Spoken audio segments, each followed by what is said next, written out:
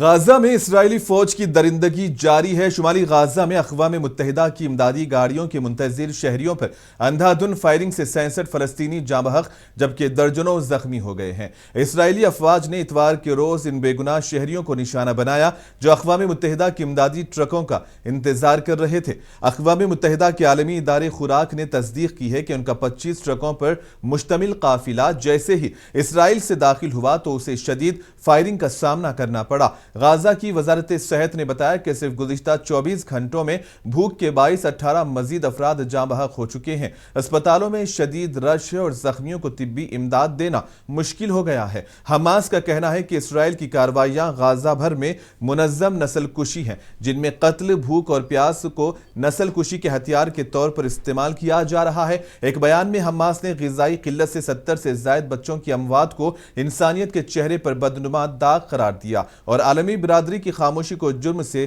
تعبیر کیا ہے۔ حماس نے کہا کہ ہزاروں ٹن امداد رفح کراسنگ پر رکی ہوئی ہے جبکہ غزہ کے لوگ بھوک اور پیاس اور بیماریوں سے مر رہے ہیں۔